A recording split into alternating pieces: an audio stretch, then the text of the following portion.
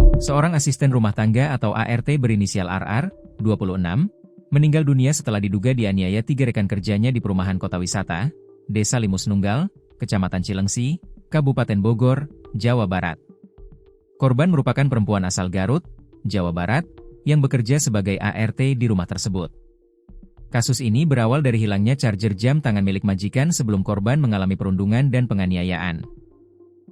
Kapolsek Cilengsi Kompol Edison mengatakan, peristiwa itu terungkap setelah polisi menerima informasi adanya kejanggalan pada kondisi tubuh korban.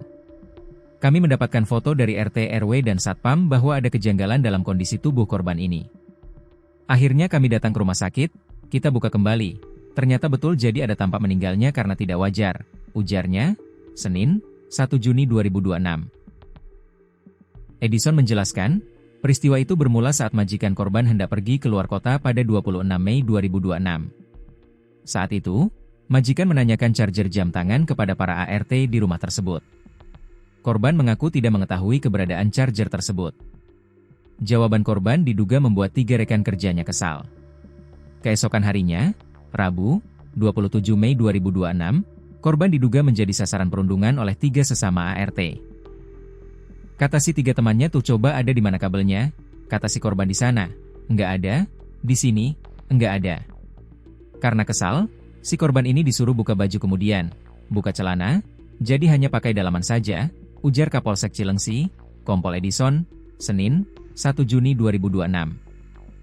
Polisi menyebut, korban mendapat perlakuan tidak menyenangkan hingga penganiayaan fisik dari 3 pelaku. Penganiayaan itu diduga dilakukan secara bergantian di kamar bagian atas rumah tersebut. Begitu kita dalami interogasinya terus, akhirnya mengaku bahwa korban ini dilakukan perundungan oleh 3 orang sesama ART lainnya di kamar atas, katanya. Korban kemudian dibawa ke kamar mandi. Di tempat itu, korban disiram air panas bersuhu tinggi hingga kulitnya melepuh. Saat korban berteriak kesakitan, para pelaku diduga kembali melakukan kekerasan fisik. Korban disebut dipukul menggunakan tabung kaleng obat nyamuk dan sapu. Setelah penganiayaan itu, para pelaku membawa korban ke kamar ART. Kondisi korban disebut sudah tidak berdaya setelah mengalami kekerasan tersebut. Edison mengatakan, kondisi korban mulai melemah pada 28 Mei 2026. Kondisi itu semakin memburuk pada 29 Mei 2026.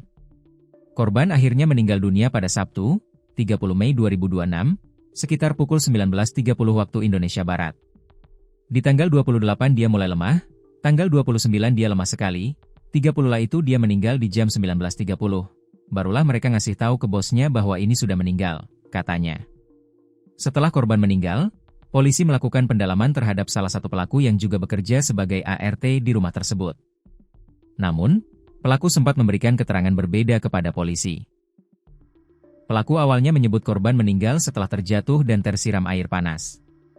Polisi tidak langsung percaya dengan keterangan tersebut.